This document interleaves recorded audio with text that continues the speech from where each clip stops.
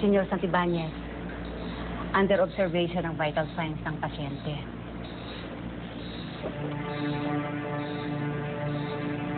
Nagkaroon din siya ng internal bleeding dahil sa impact ng pagkakabangga niya.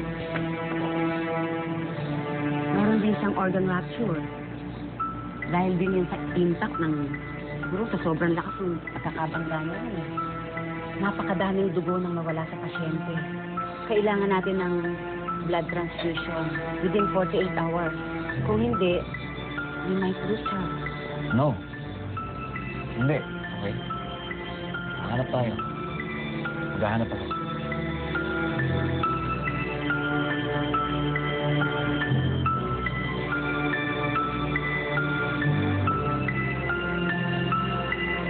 Ito, you're our witness.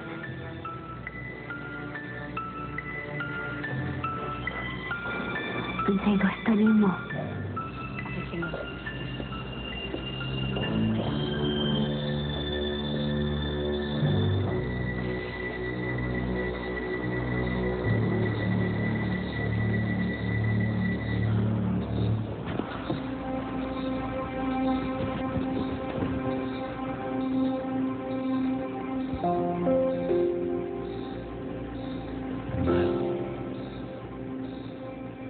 Pagaling ka na. Maghanap ako ng dugo. Hindi ako titigil ang halit yung makakuha. Lakas ang ulo mo. Kailangan ka namin. Akong bahala sa'yo.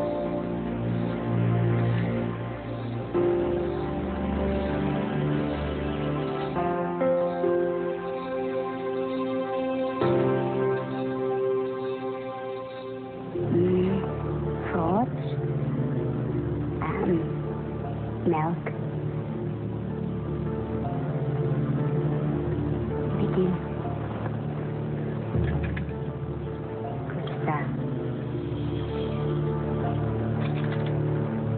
Cruzeta.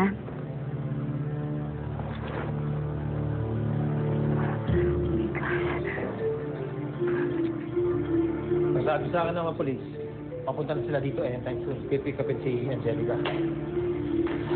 Iniisip ko lang, knowing Angelica, magsasakit-sakitan yun para tumagalan dito. Alam mo, kung ako nasa nang humatol niya sa tao niya, ako na mismo magbibigyan ng parusit sa Angelica niya. Hayop talaga yung babae na yan. Ay, Dok.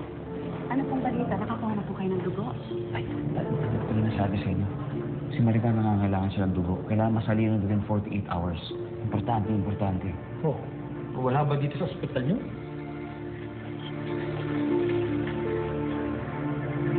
Begin. Cruzeta.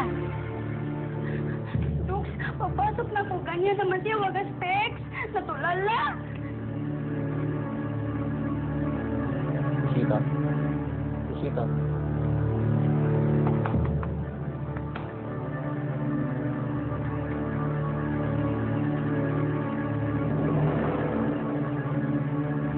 Pahanap na kami. Mahirap naman natin talaga yung AB negative eh.